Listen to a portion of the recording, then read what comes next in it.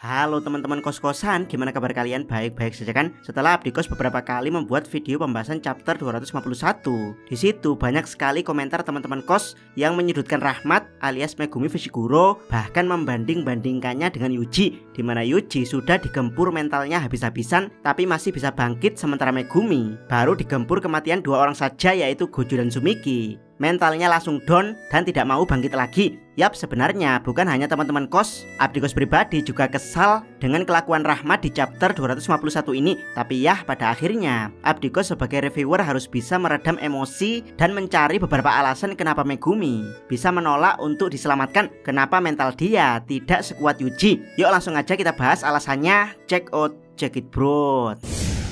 Pertama, background orang tua Megumi dan background orang tua Yuji. Banyak yang bilang Megumi tidak sebanding dengan Yuji dalam hal background hidup. Benarkah demikian? Mari kita teliti lebih lanjut. Yuji sendiri adalah anak dari Kenjaku dan Jin Itadori, dimana kita tahu keluarga Itadori adalah keluarga yang sangat misterius. Bahkan dicurigai kalau keluarga Itadori adalah keluarga penyihir hebat di masa lalu, yaitu keturunan keluarga Asia. Namun setelah pemimpin klan Asia, yaitu Asia Doman, menjadi jahat dan dikalahkan oleh klan Abe, maka keluarga Asia dibuang ke Harima dan dikutuk tidak boleh menggunakan kekuatan sihirnya lagi. Itulah kenapa kakek Yuji menyuruh Yuji untuk mati dengan dikelilingi banyak orang, karena memang kakek Yuji gagal menghapus kutukan klan Asia. Yap, walaupun bisa saja seperti itu, tapi ini masih sebatas teori, jadi kita mengambil yang fakta saja, dimana Yuji dilahirkan oleh pasangan Jin Itadori dan Kaori Itadori alias Kenjaku. Yap, anggap saja Jin Itadori adalah orang biasa dan keluarga Itadori adalah keluarga biasa. Tapi Kenjaku jelas bukan orang biasa. Dia adalah si jenius yang telah meneliti dunia Jujutsu selama ribuan tahun. Yap, Kenjaku berbeda dengan Tengen dan Sukuna, karena Sukuna hidup sebagai objek kutukan selama ribuan tahun, sementara Tengen hidup dengan ngantor di makam bintang selama ribuan tahun. Jadi ya, Kenjaku beneran hidup ribuan tahun mengalami yang namanya peperangan dan pengkhianatan. Jadi ketika pada akhirnya Kenjaku menciptakan Yuji, jelas Kenjaku tidak ngasal memilih pasangan atau hanya sekedar cinta pada Jin Itadori.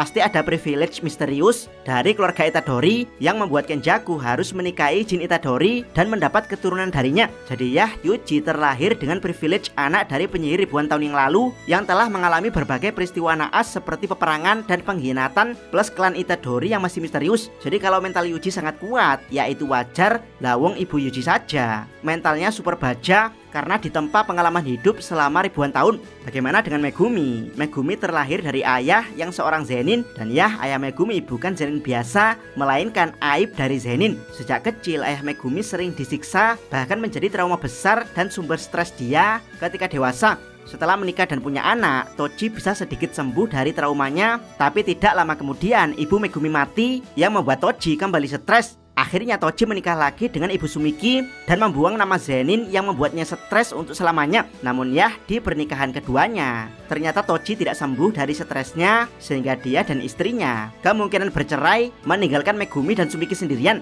Yap, dari background ini saja sudah kelihatan kalau Megumi dan Yuji itu sangat berbeda. Yuji terlahir dari orang tua bermental baja, sementara Megumi terlahir dari bapak yang gampang stres. Jadi sepertinya memang wajar kalau Megumi akhirnya menjadi pribadi yang gampang stres dan mutungan. Lawong di darahnya saja mengalir darah dari orang tua yang gampang stres dan putus asa.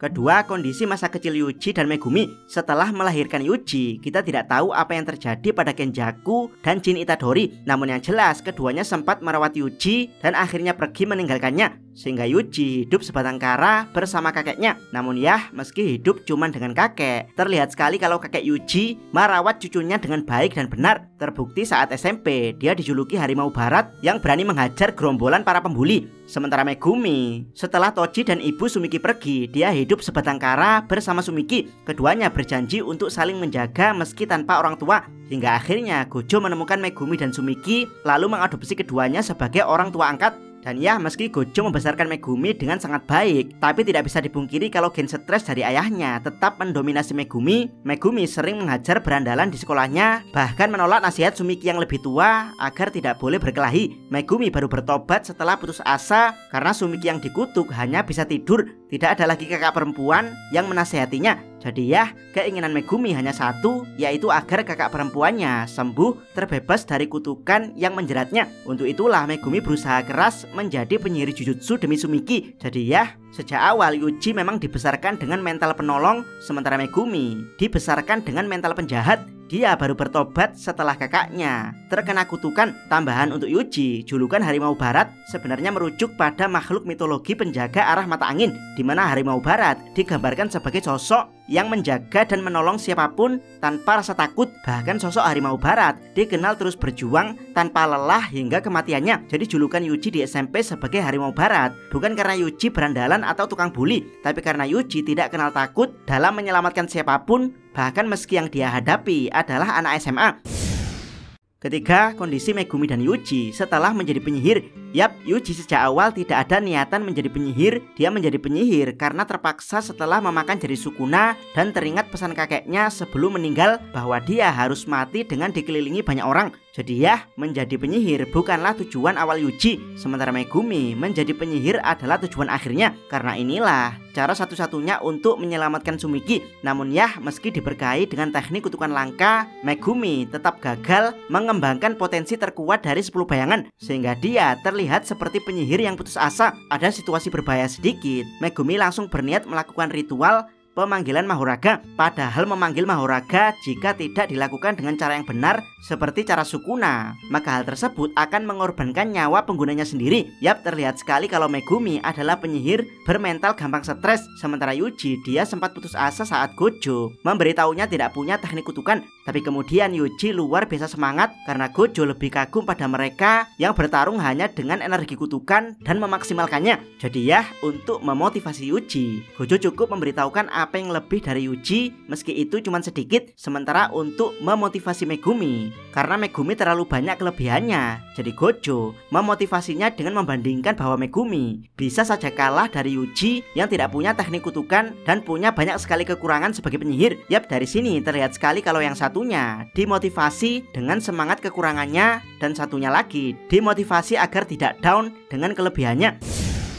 Keempat, siksaan mental dari Sukuna untuk Yuji dan Megumi. Yap, karena Yuji dan Megumi sama-sama pernah menjadi wadah Sukuna, banyak yang membandingkan siksaan mental yang diberikan Sukuna pada Yuji dan Megumi, di mana Sukuna pernah membuat Yuji membantai Shibuya, tapi Yuji kembali bangkit, sementara Megumi cuman disiksa dengan terbunuhnya Gojo dan Sumiki. Mentalnya langsung down. Yap, apakah ini wajar? Setelah Abdikos pikir-pikir melihat latar belakang Megumi dan Yuji, maka hal ini sangat wajar. Pertama, Yuji bisa bangkit karena rata-rata orang yang dia bunuh di Shibuya tidak dia kenal, sementara Megumi dia membunuh Sumiki yang menjadi alasan dia hidup, dan juga Gojo Satoru yang memberinya kehidupan setelah ditinggal ayah dan ibunya. Selain itu, Sukuna dengan keji memindahkan efek Unlimited Void Gojo pada jiwa Megumi. Jadi bisa dibilang Megumi dihancurkan mental dengan membunuh orang terdekatnya, lalu membuat jiwanya semakin hancur dengan membuatnya menerima efek dari Unlimited Void Gojo. Jadi kalau Megumi tidak bisa bertahan dari siksaan mental, yaitu sangat wajar karena meskipun dia mendapat anugerah kekuatan yang luar biasa, semua itu tidak cukup untuk menyelamatkan alasan hidupnya. Yap, masih untung kalau Megumi hanya menolak bangun jika darah stres dari bapaknya memuncak. Kemungkinan Megumi bukan hanya akan menolak untuk diselamatkan, malah dia berbalik menjadi penjahat karena takdir terus-menerus mempermainkannya menjadi badut yang tidak bisa menyelamatkan orang terdekatnya. Yap, intinya sejak awal Megumi dan Yuji adalah dua orang dengan background yang sangat berbeda. Satunya punya mental cenderung bangkit dan menjadi lebih baik bahkan meski dicap penjahat, sementara satunya punya mental cenderung down karena selalu gagal bahkan meski dianugerahi kekuatan luar biasa. Jadi ya, orang yang merasa selalu gagal ini akan mudah sekali dikendalikan oleh orang jahat,